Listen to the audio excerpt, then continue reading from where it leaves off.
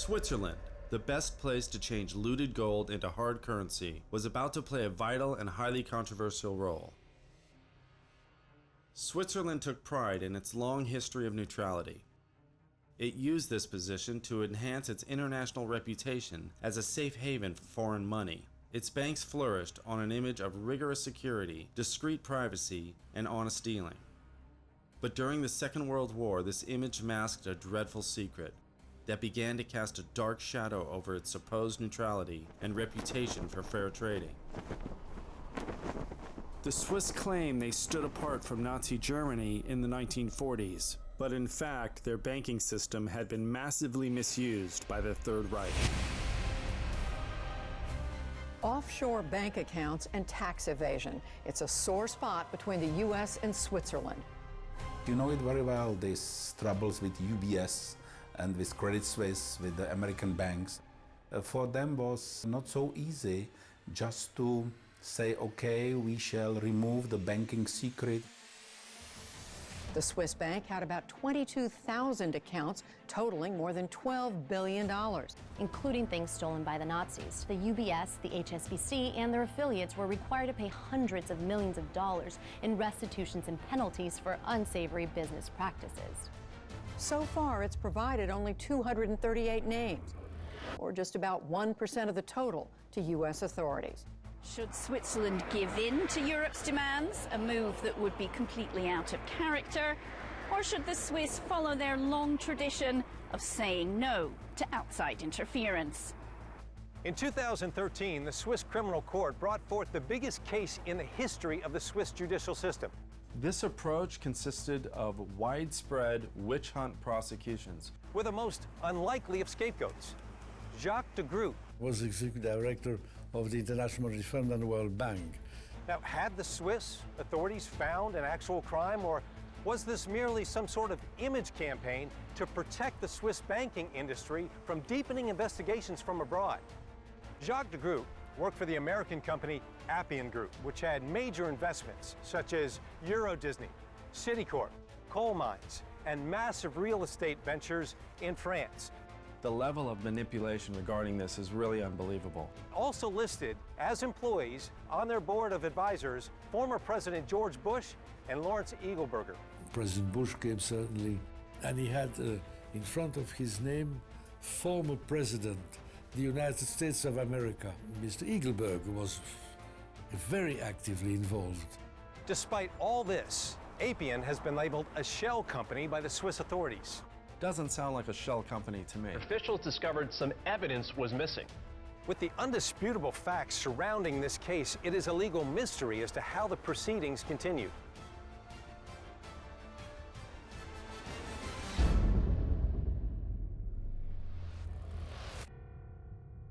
The story begins with the man responsible for the Holocaust itself.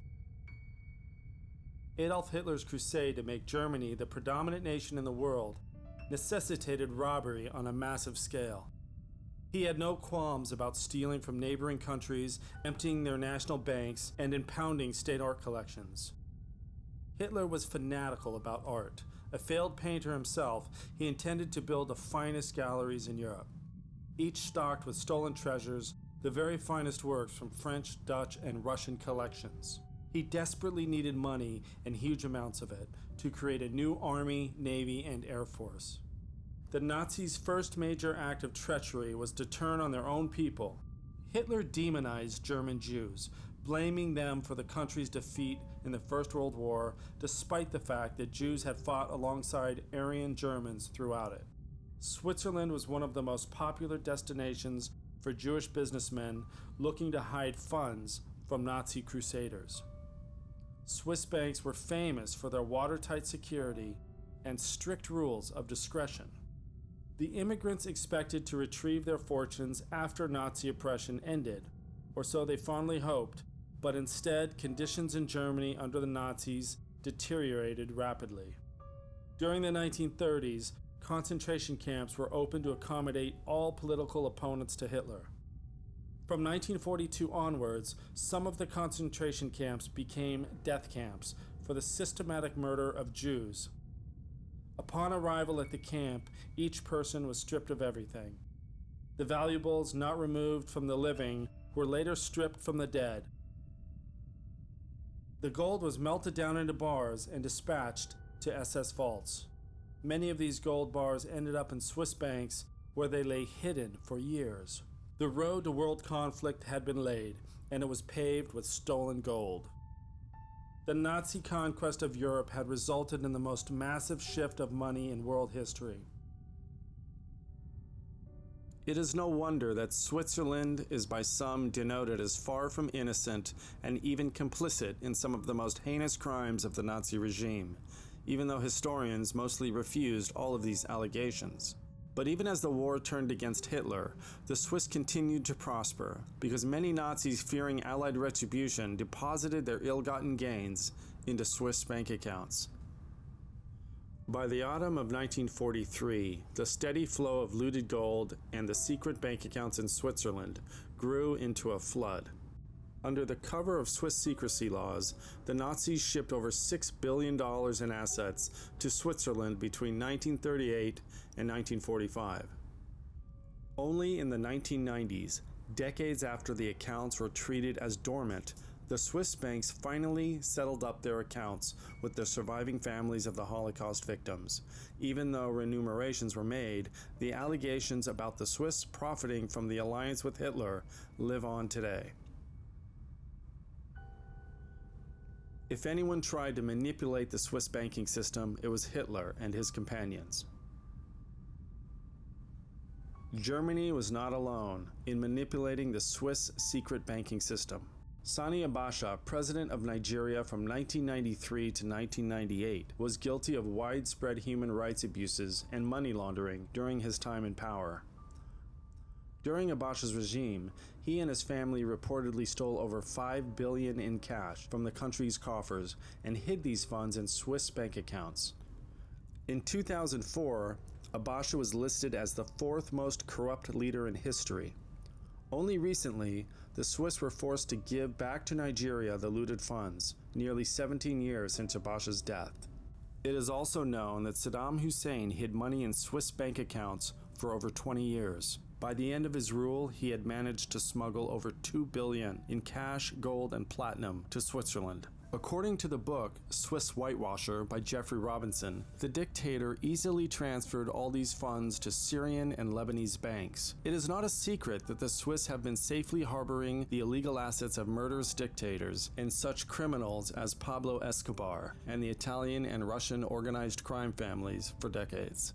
Under pressure from foreign authorities, Switzerland initiated efforts to cleanse its reputation, and in so doing, chose to prosecute Jacques de Groot with Czech businessmen and freeze 700 million Swiss francs. In spite of this long and nefarious past, the MUS case is classified as the largest case in Swiss judicial history. So why, if Switzerland has been notoriously misused as a safe haven for ill-gotten gains by dictators, drug dealers, terrorists, and organized crime, have they suddenly chosen to freeze the assets and prosecute Czech businessmen under precarious circumstances? The answer is not as complex as one might assume. Was it money? When money is frozen, legal proceedings take place, and if the legality of the money can be proven, then assets are to be returned. However, not every case is that simple. In this instance, it seems many forces are in play to manipulate the outcome in a way that suits Switzerland rather than the accused. Since Hitler set the precedent during World War II, the Swiss banking system has been silently used for harboring cash and assets by corrupt leaders over the decades. From Ferdinand Marcos in the Philippines, Muammar Gaddafi and Saddam Hussein in the Middle East, Mobutu Sese Seko and Abacha in Africa, to the island of Haiti with Francois Duvalier. This has shifted in recent years due to growing international pressure to change banking's regulations. The Swiss government wants to prove that they do not harbor criminal money in their safe haven.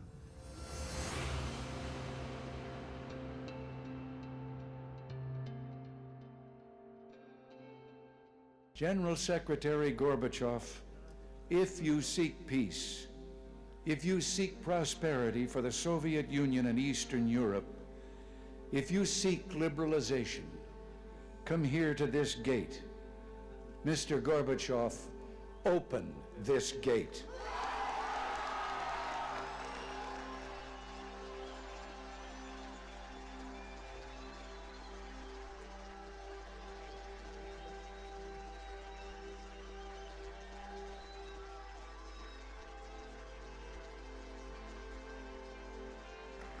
Mr. Gorbachev, tear down this wall.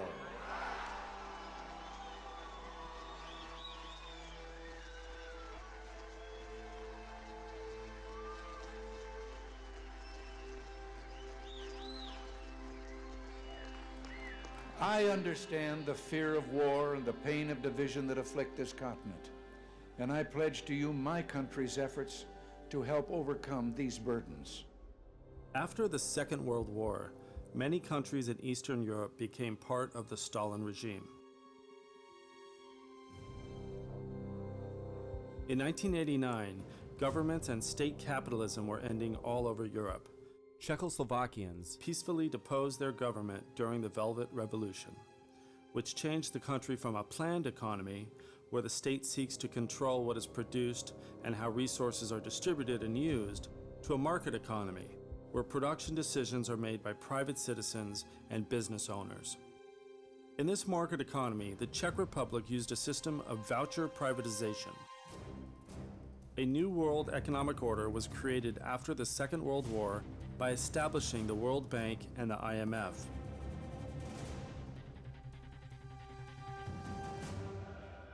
The International Monetary Fund attempted to help the countries of Central and Eastern Europe during their economic transformation.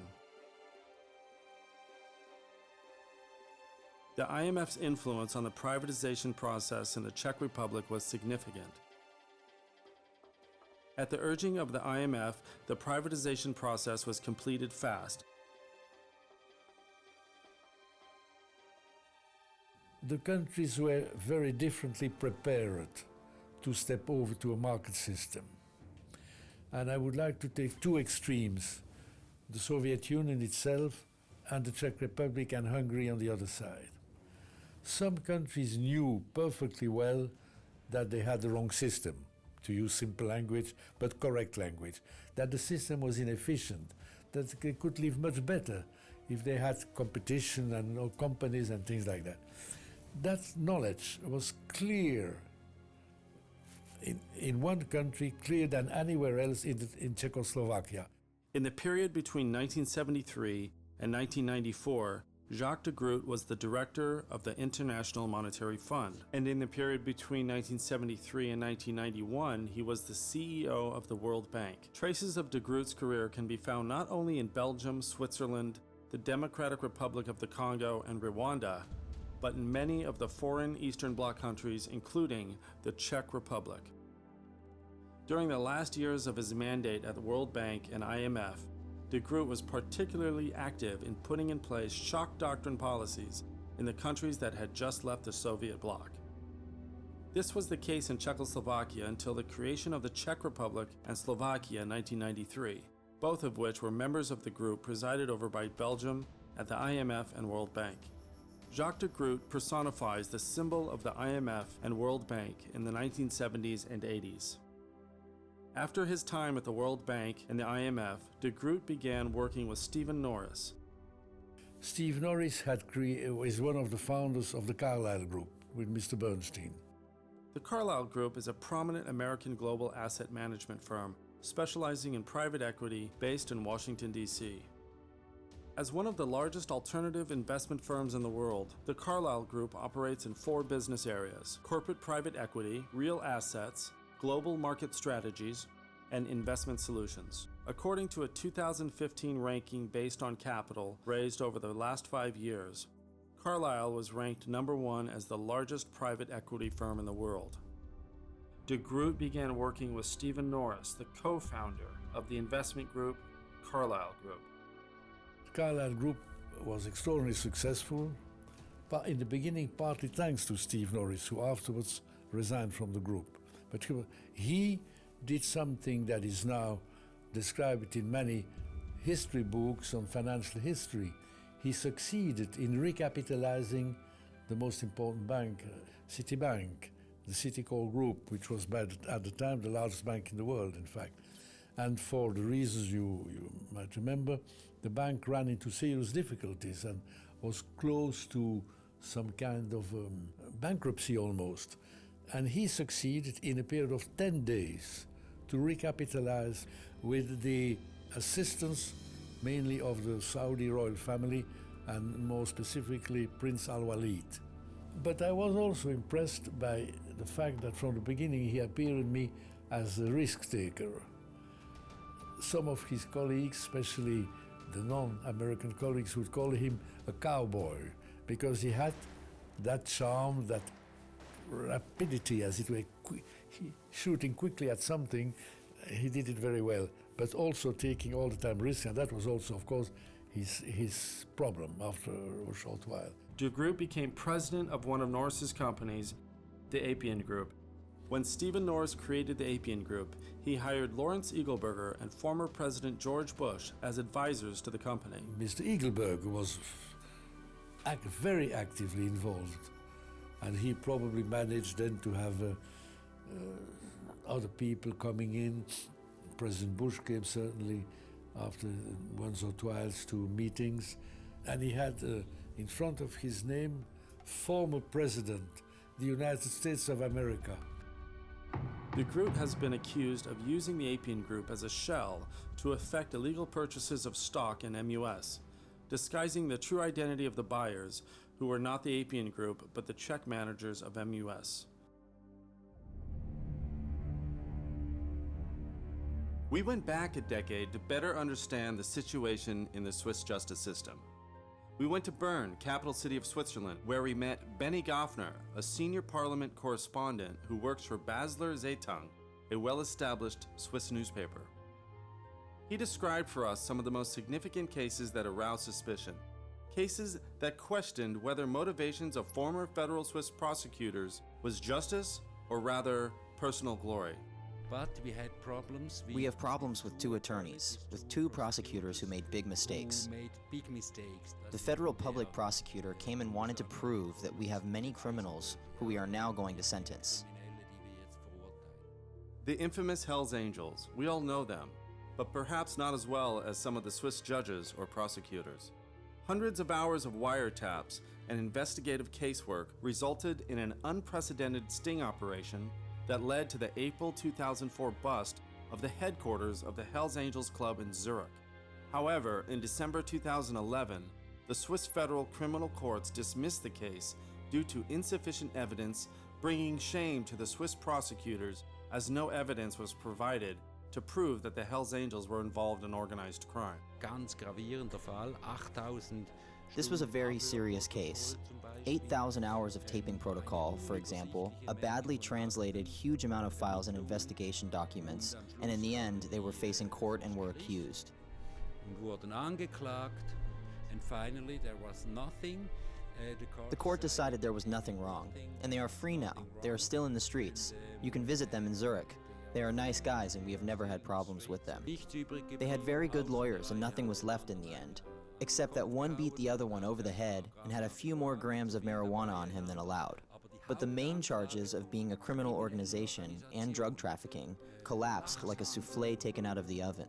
They were all discharged. This was an embarrassment for the federal prosecutor's office and a big defeat. Zusammengefallen wie ein Soufflé, das man aus dem Ofen nimmt.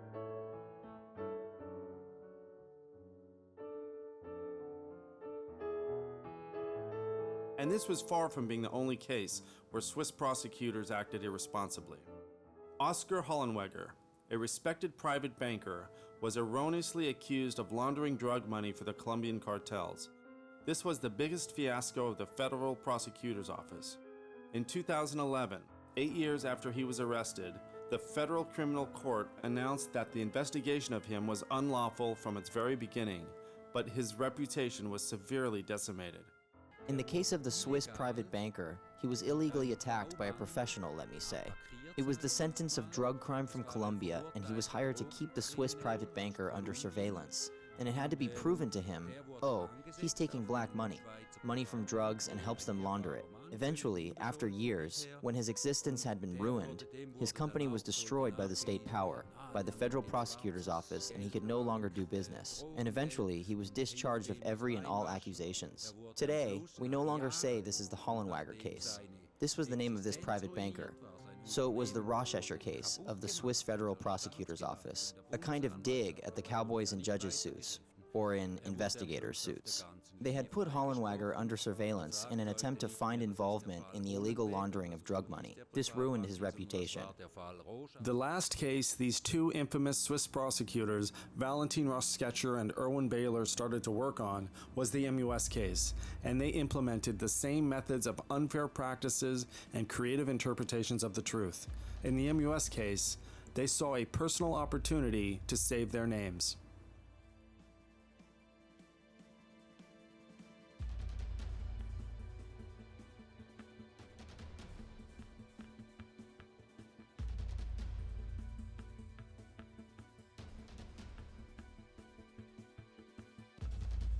The MUS case is the last case of this cowboy period. It was when these two, let me say, problematic lawyers wanted to prove that they had done a great job to bring to light crime in Switzerland, organized crime, and money laundering. They did not find any of those here. Then, on the case of Czechoslovakia, they attempted to lay down an example, and against the will of local investigation authorities, against the will of local police, they started 3 times and stopped 3 times. So they attempted to, and failed to provide, evidence of money laundering. You can only punish money laundering in Switzerland if there was a predicate crime, i.e. illegal prostitution, drug dealing, trade with weapons, whatever there is, in order to make illegal profit and try to launder this profit in Switzerland, invest in property, etc. in whatever way. And they wanted to come with evidence in this case. I don't know all the files, but I tried to read more and studied the matter a bit, and I have a bad feeling because it was for the first time that efforts were made in Switzerland to come with a sentence against the will of Czech authorities.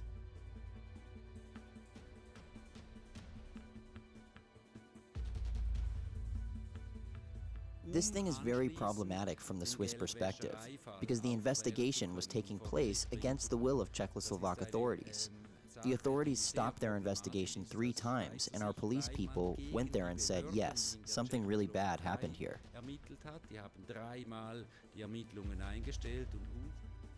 Switzerland had a lot of frozen assets from the Czech Republic. They needed to find and prove some crime. And if they were not able to find it in Switzerland, they started to push the authorities in the Czech Republic to give them a confirmation that this money was dirty. So we went to Prague and also talked to former Czech Supreme Prosecutor Vlastimil Ramphila, who remembers this situation. Švýcarské orgány, pokud mám povědomost, zajistili na účtech českých občanů velké Swiss authorities, as far as I am aware, have frozen a large amount of financial means on the accounts of the Czech citizens. And only afterwards, they started digging out what these means were. They contacted the Czech criminal justice authorities multiple times to find out if by any chance there was a criminal prosecution against these persons. There was no criminal prosecution, so their idea that the means were profits from criminal activity has proved groundless.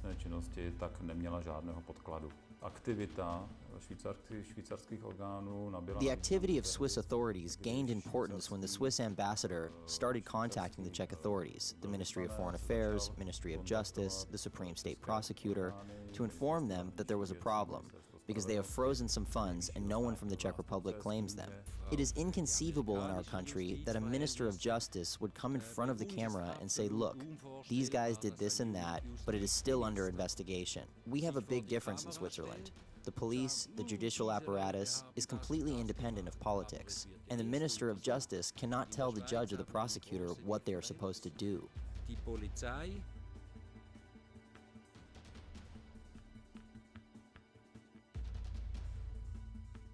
V České republice bylo vedeno dlouhou dobu vyšetřování. In the Czech Republic, there was an investigation, or rather a pre-trial investigation of privatization of the MUS mining company going on for a long period of time. But there has never been a prosecution proceeding initiated against a specific person during my office for a simple reason. A crime offense was never detected. That is why every time the trial has been deferred. We can argue about the ethical aspect of the specific transaction, but by no means about its criminality. Otherwise, it would have had to result in a damage, and in the case of the MUS mining company, no damage was incurred.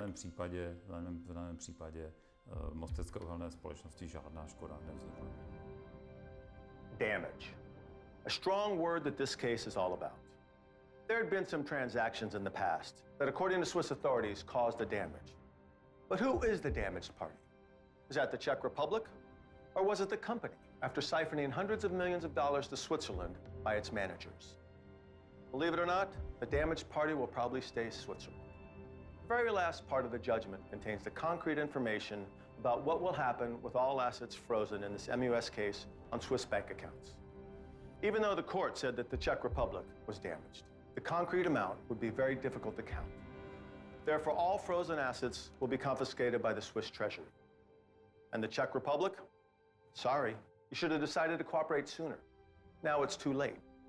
Any requirements from the Czech side were marked as late and therefore refused by the court. What a good business practice. Even though there was no official claim of damage from the Czech Republic and no crime confirmed to Swiss prosecutors by the Czech officials, the case was pushed in front of the criminal court. Czech state never quantified the damage caused by privatization of the MUS mining company, although the Swiss authorities pressed for it multiple times. As soon as the Swiss authorities submitted the case to the court, they started provoking hysteria around the Czech Republic, having a chance to get a hold of part of the frozen financial means. Not before that, the Czech authorities started claiming that there actually was some damage incurred to them, but this damage was provoked by the hysteria of the Swiss authorities. It was, however, nothing else than a self-preservation instinct. If the Czech state or the respective authorities did not claim any sum of money from Switzerland, they would be accused of not taking good care of their office or financial means of the taxpayers of the Czech Republic. There was a judge who, when the case came to court, distanced himself publicly from the conduct of both his colleagues. He lost 1-2. He was in minority. One judge, a highly experienced and good man, publicly submitted a request for evidence. He requested that additional witnesses be interrogated, those involved in the MUS case, and that was rejected. The court normally organizes itself behind a closed door, and it never happens that one judge says publicly, "I request that this and that person shall be additionally interrogated." This is very remarkable for a state under the rule of law, which Switzerland unquestionably is, that a judge would distance himself publicly from the conduct of his colleagues. Judge Popp is a very senior and good man. What he did was very extraordinary. He did not turn to the public and give interviews saying, "No, I do not agree." But he placed, during the case, during the proceedings, additional requests for evidence. And he requested that ministers, involved persons from the Czech Republic, be subjected to additional hearing, interrogations, and questioning by the court. And this is extraordinary. It has never been like this in Switzerland, because the court always makes agreements behind closed doors and says who is to be questioned, who comes as the witness, who is to be questioned additionally. And with this step, he publicly proclaimed that he did not agree with the conduct of his colleagues. This is a very remarkable, extraordinary case.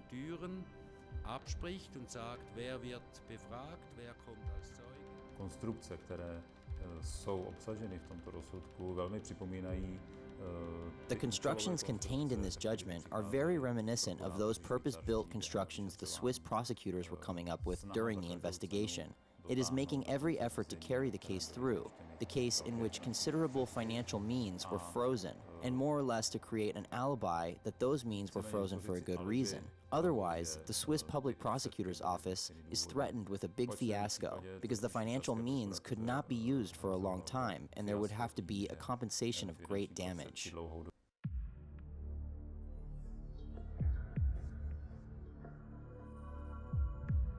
Mostecka Uhelná Společnost, now known as the Czech Coal Group, it is one of the 3 largest coal companies in the country. It has been there for centuries. It's this kind of lunar moon landscape, you see. The coal lignite is taken out from the ground directly by machines that are incredibly impressive, about 8 to 10 floors high. Huge animals, if I can say, enormous. And they cut slices of lignite coal that are about the width of this room. You see, with a sort of knife, an enormously heavy blade that falls in the ground in a thunder. It's like a bomb that falls with clouds around. So I had a strong impression of something exceptional, particularly interesting because the whole city and the whole population was working around that historic mine. Before the 1990s, there was no capital market in Czechoslovakia and also no stock exchange. Therefore, there were no brokers and almost no one had experience in this type of trading, which is so common in the Western economies.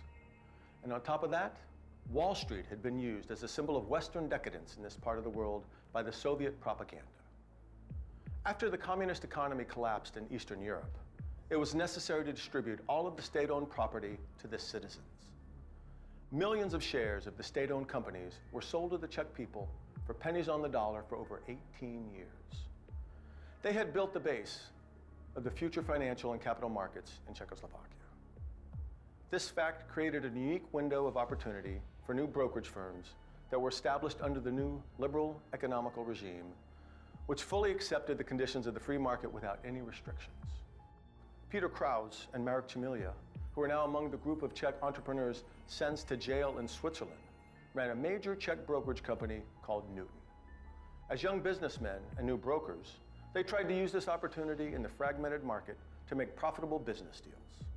Their business plan was to buy the decentralized state shares of Czech companies, combine them into bigger stock packages, and then sell them for a profit. And this is how the story of MUS had started. Actually, what was interesting about this acquisition was that it was created gradually, to some extent even unintentionally, and it all started back in 1996 when we were buying various shares of Czech companies. But it still wasn't a company acquisition.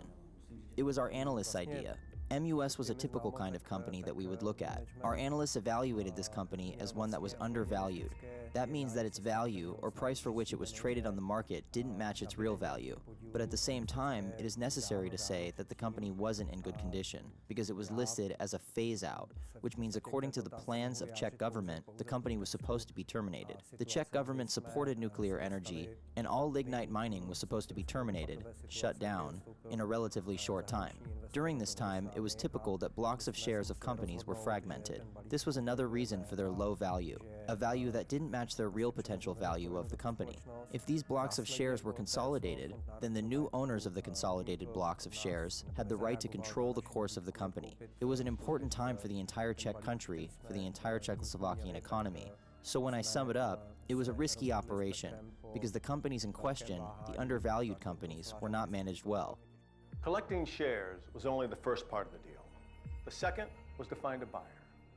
Brokers from Newton got in touch with Yuri Divis, who escaped from the communist Czechoslovakia in the 70s. Yuri, like a lot of other Czechs, sought asylum in the West. Yuri traveled abroad playing basketball. After a basketball match in Switzerland, he escaped in the middle of the night. He was granted Swiss citizenship. He graduated from a Swiss law school and even became a part of the Swiss national basketball team. After living in Switzerland for almost a quarter of a century, he was contacted by the brokers at Newton, asking him to help them find Western investors. Yuri Divis was also sentenced with jail time by the Swiss criminal court for his role in this case. Through my network of connections I had, I was able to contact people who brought in the Appian Company, and we commenced negotiations about their possible participation in the investment into MUS. Most of the negotiations, because I'm more or less a French speaker, were conducted with Mr. de Groot. But at the same time, I was also in touch with Stephen Norris and Thomas Snyder. Those were the three people with whom I conducted negotiations and with whom we communicated. There was a great number of negotiations, and Appian seemed to us a suitable partner for this because Steve Norris and the Carlyle company he started from was a private equity company. It wasn't an energy company. Stephen Norris seemed to be very interested in this opportunity. The Appian Group was a newly formed company for the purpose of investing in the newly opened European markets. They had experienced advisors who understood the business opportunities that arose after the Cold War in Eastern Europe. Steve Norris asked my advice about it in Paris on the phone, and I said that I didn't know the man. I had never heard the name really before, but he should go ahead. That seemed a good idea. And he asked me by fax to sign the contract that he had prepared, which was roughly speaking a sort of purchase possibility with different options for the or majority or a large share of the mine. However, Appian had not fulfilled its obligation as specified in the initial contract and announced that it could not fulfill its obligation. Appian backed out of the deal. I would say in starting in 97, he already had serious problems because he invested in what they called at the time the dot-com companies, the companies that were supposed to find new communication systems that would compete with Bill Gates. You see, there was at that time a very, very, very active market for that kind of invention, and he invested massively in them. So he lost quite a lot of money there. It was a crucial time for the brokers. There were now no major shareholders in the company, and lots of money was invested in this company with very complicated outlook. This company had thousands of workers and needed to be restructured if it wanted to succeed in the world of diminishing brown coal production. In spring 1998, we offered the National Property Fund, which held the 46% share for the state, to either sell us the shares or to buy all of our shares from us. And at that time, we were seriously considering both of these options. That means either to stay in MUS and assume full responsibility and control over it, or to sell our shares with appropriate profit to the state and enable it to do the same. Then, after the National Property Fund refused to, or didn't react to our offer to sell the block we held in Newton, me and Peter decided, after much hesitation, that there were many discussions. It was a very difficult decision. We decided to complete the block, and at that moment, we commenced the negotiations with the management about a controlled takeover of the company, about management buyout. Then to be a common feature for the final contract and that first contract, which was the need to have a fiduciary agreement, what we called contrat de portage in French, that would cover the identity of the economic beneficiaries, because it was impossible at the time, just after the transition to a market system, with all former apparatchiks still in power, to explain to the people that young local citizens would certainly purchase the mine. So we had to cover that certainly, and whatever the capital contribution of Appian, it had to be certainly arranged in such a way that they would appear as the buyer and owner of the mine. Contrat de portage. The contract is a quite usual type of agreement which is used.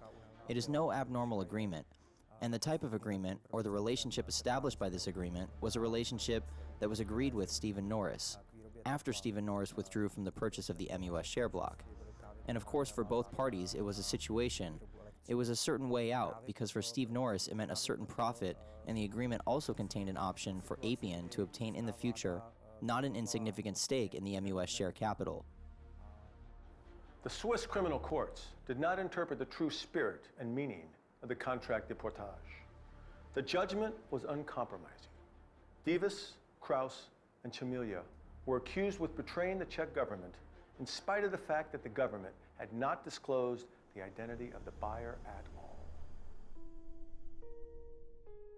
The Appian Group was not an empty shell, as it was founded in 1996 in the United States by Stephen Norris, and since its inception has operated from its principal place of business located in Washington, D.C.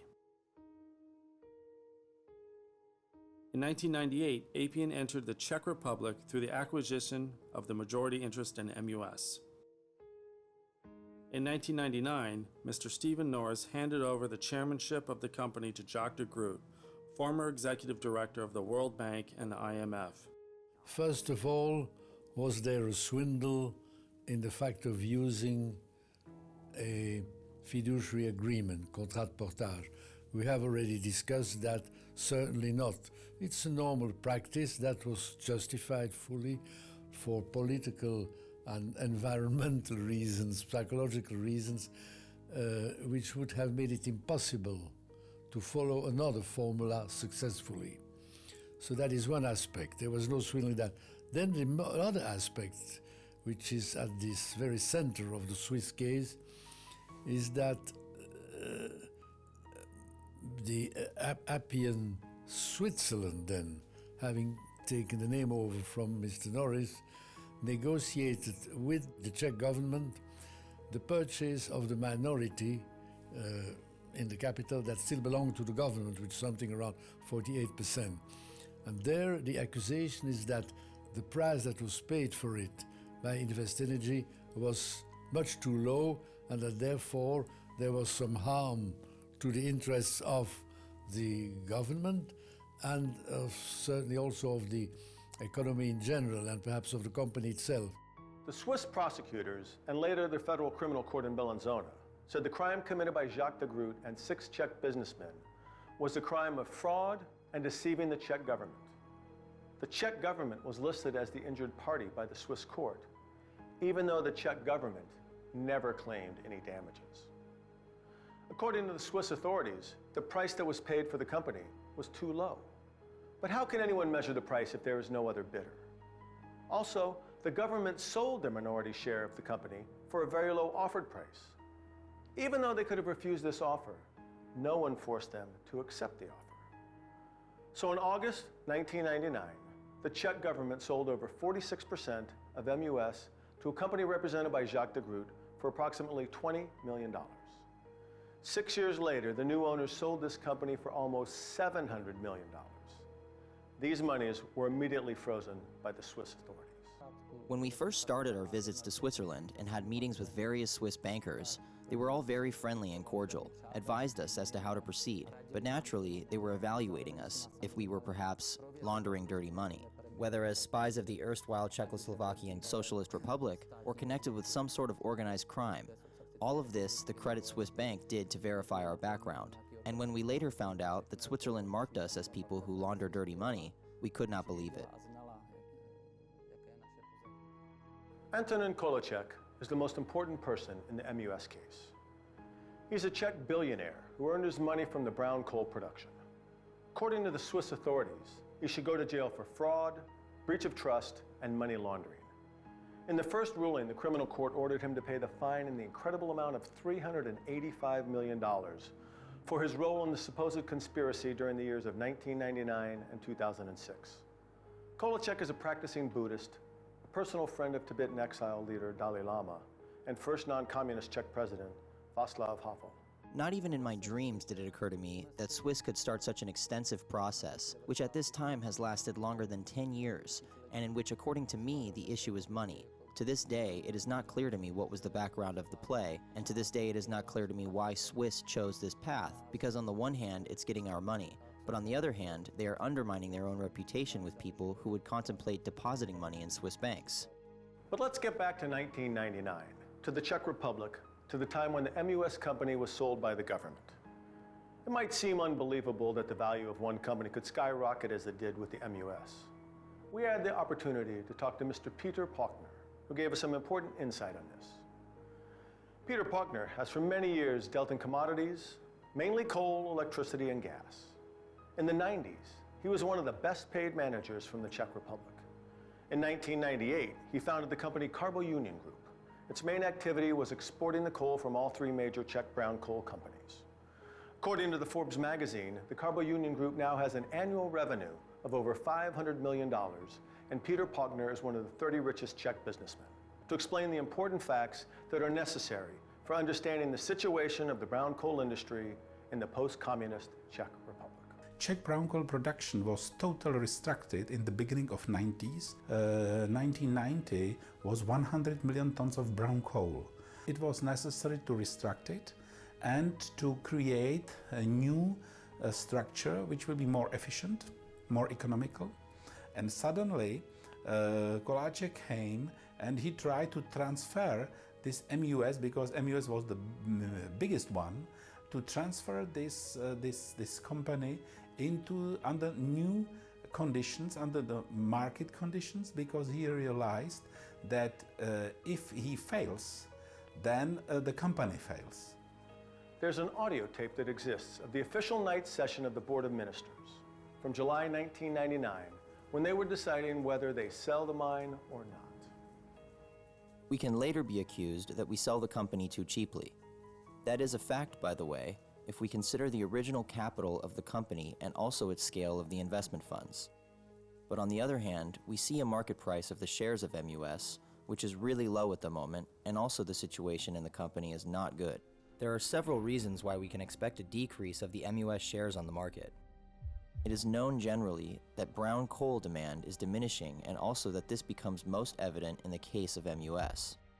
A majority owner of the company has delivered an official offer for the purchase of the state-held minority for the process corresponding with legal average on the market, which was something around 520 million Czech crowns. It was really too little money for almost half the company. After that, they increased this offer to 650 million Czech crowns, which is 24% higher than the market price. Ministry of Industry and Trade suggests to accept this offer and get rid of the MUS trouble at all.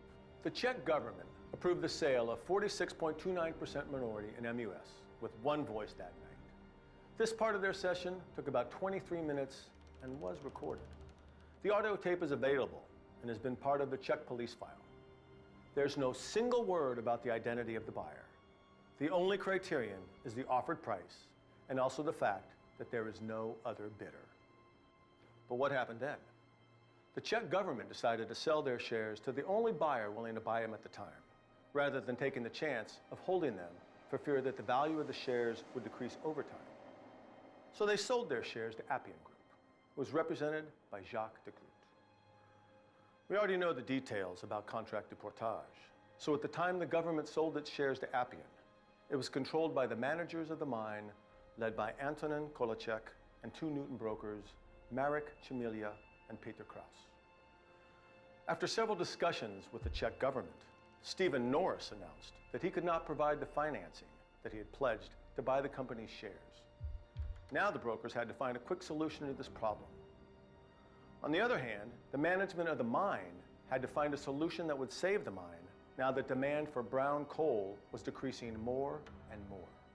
And in that time, there were here three big brown coal producers. One was Most, another one was in Sokolov, which is about 200 kilometers westwards, and another one was so-called Northern Bohemian mines, which was actually a part of this Most coal field. Among these three companies, brown coal companies, Mus was most sensitive, because the first one in Sokolov was a small one, produced much better coal than this MUS, and even the third one produced better coal than MUS. That means for him it was not easy, and he actually was in bad need to accelerate this export of this electricity in order to survive.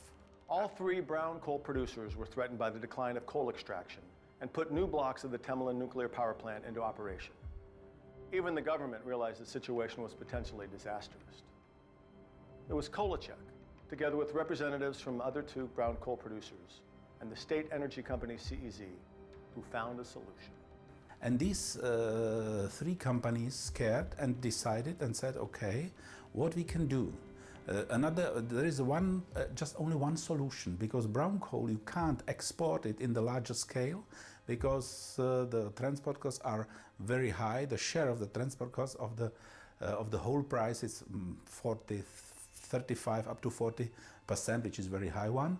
And then it was the idea to combust it in the power plants, these power plants belonging to ČEZ, and to produce electricity, and suddenly to double or triple the electricity export. It was possible in the beginning of 2001, 2002, because in that time started the liberalization of the market with electricity in Western Europe. These three brown coal producers, together with ČEZ and with my company as well, we decided to create Coal Energy. It was a joint stock company with shares each 20%, and the goal for this company was to export electricity.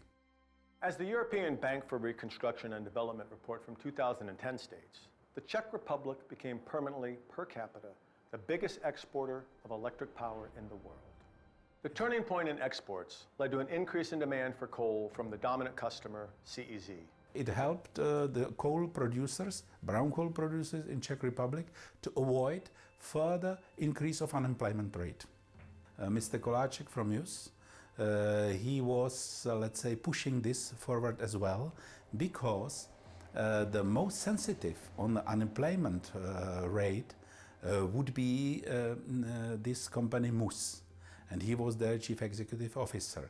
That means if we fail, then it would be the worst consequences for this MUS from, if I compare it with another two brown coal producers.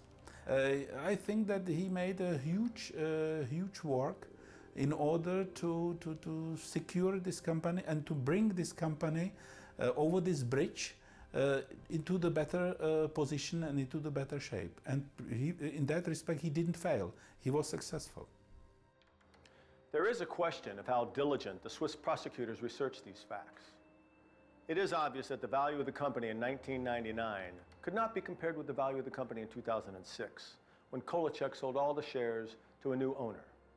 In 2006, Kolicek was definitely selling a different company from the company in 1999. The Czech Provincial Times reported in June 2000 that if the decline of the brown coal production was to be carried out, mostly at the expense of MUS, 23,000 people from the Most region would lose their jobs. The unemployment rate would rise up to 67% after the year 2003.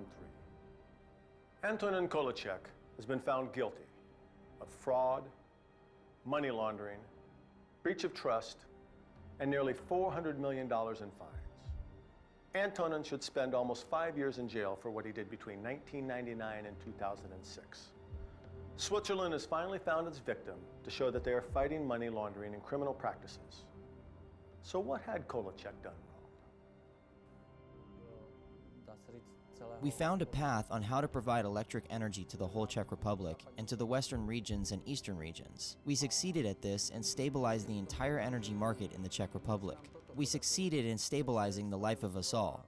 If we had not succeeded, one of the 3 brown coal producers would have had to go under because 20 million tons of production were at play, and MUS at the time was producing 21 million tons. So if we had not secured the possibility of export, MUS would not exist today.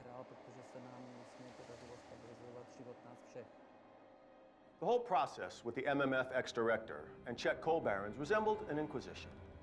Its publicity was guaranteed by the fact that this was the largest money laundering case that the Swiss courts have ever tried. However, not one Swiss journalist was able to get any of the details of the case. So it's sufficient to say the Swiss justice system was working behind closed doors, away from the scrutiny of public opinion. On October 10, 2013, the courtroom in Bellinzona heard the key decision for both Swiss and Czech media. Jacques de Groot and all the Czech businessmen were found guilty. On the one hand, the court exonerated them from the larger part of the accusations, but on the other hand, it was stated that Appian was a shell company made up by the accused for the purpose of deceiving the Czech government into selling their 46% shares in the company for whom they thought to be U.S. investors. When the judgment was read, only Kolicek and Kraus were present. This is a strong signal that Switzerland will not accept its financial sector for money laundering. The second part of the judgment was published on November 29, 2013, without any of the accused present. Also, the media attention was much lower. The second part was focused on the frozen assets, which was hundreds of millions of Swiss francs. The decision from October 10th was a sensation for the media and a shock for the accused, who were in jail for a total of 17 years. The decision from November 29th was also a shock for the Czech Republic and its citizens. All the cash was to be confiscated by the Swiss treasury. I think that we have reached justice and that our long-time effort was worth it after all. I might be a bit bitter for the Czech Republic, but this state has some opportunities to recover part of what was confiscated. Every single first ruling is preceded by the appeal of the losing party's advocates. This happens usually the same day when the decision is announced, right in the courtroom. In the MUS case, this was not the case at all. The defendants appealed no less than 9 months before the first part of the judgment was brought out. Isn't it curious why someone would wait so long to make their appeal? The answer is to be found in the Bellinzona Office Peculiar Proceedings. It was brought out quite innocently in the last sentence of Jean-Luc Bouchard, the head of the court tribunal, after he had sent the accused to jail in his non-final judgment. The detailed judgment with the reasoning will be delivered to all parties of the case later on. Later on. The Swiss practice means that the judges consider their case for an excessive time period. After they decided the penalties, they invited the accused to notify them in person. After this, they contemplate again about the financial penalties. or as in the MUS case, about the fate of the frozen funds too. After this, they again invited the defendants to appear, and the so-called oral judgment is finished. At this time, the accused have 10 days to notify the court whether they insist on the detailed reasoning of the judgment. If that's not the case, the judgment is valid and the judges do not waste time with elaborating the detailed reasoning. However, if the convicted person intends to appeal, he or she has to ask for the reasoning. Only after it is delivered, they have 30 days to come up with their appeal. Jacques de Groot and the Czech businessman obviously intended to appeal.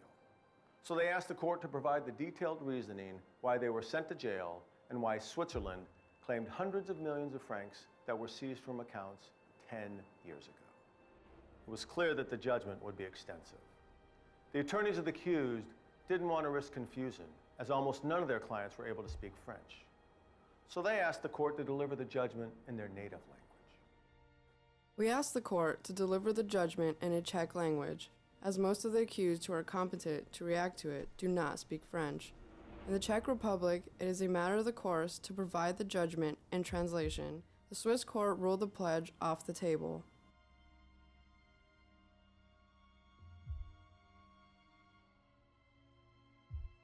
So the defendants received the detailed judgment of 591 pages of the legal text in the beginning of June 2014, written in a language none of them could read.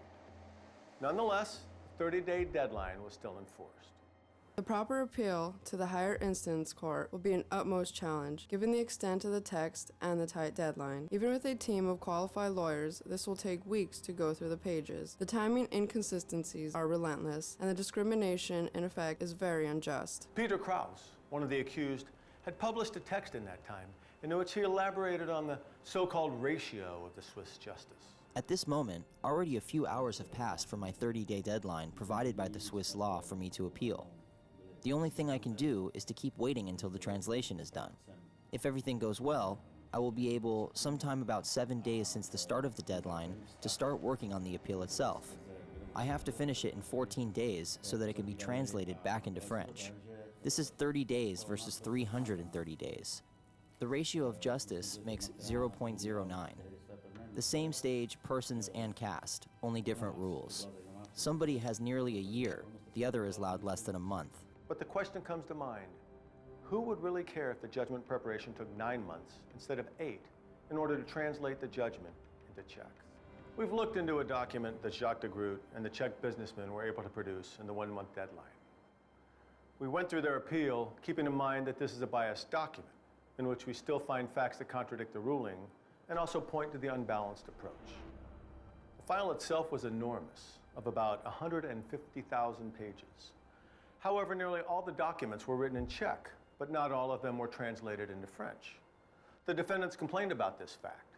They also complained that the lady responsible for the selection of the documents to be translated into French for the officials and whom wrote the final charges for judges in Bellinzona court did not speak Czech at all.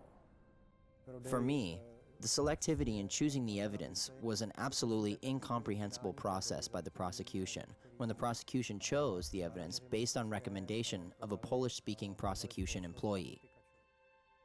When the lawyers of the accused pointed out this fact, the prosecutor Haldeman only stated that Polish is among the group of Baltic languages. There's a greater difference between Czech and Polish than comparing the differences between Portuguese and Spanish. People from those two countries cannot understand each other. They are two completely different languages, and they're also not among the Baltic languages. The prosecutor seemingly was not competent in the matter. If she was concerned with the justice, she would have corrected this failure. However, the court was content with the argument, and the prosecution didn't deal with the matter. Adding to the long list of improprieties, the defendants complained that the main witness was an employee of the prosecutor's office and was also serving as an independent expert witness. And what about Judge Pope's request for the hearing of the Czech members of the government, or even the current president of the Czech Republic, who was appointed Prime Minister of the Czech Republic at the time MUS was sold, and who negotiated the deal with Jacques de Groot in person? All of the aforementioned people said they would appear at the police interrogation and provide an open testimony with regard to the MUS privatization. President Milos Zeman even proclaimed at one interrogation that the Czech Republic did not suffer any damage during the MUS sale, and that the enumeration of such damage is absurd. I regard this damage enumeration as absurd. But on the other hand, as an economist, I contemplate about the way this damage was reached. One of the variants is the nominal value of the shares. That is the value valid in the emissions of the shares and has little in common with the market value on the stock market. In history, there were thousands of cases, even in the foreign countries, in which the market price of the share was 1/10 or even 1/100th of the nominal price, and nobody was excited about it. This is not the first time that President Zeman was interviewed. He previously testified in 2010.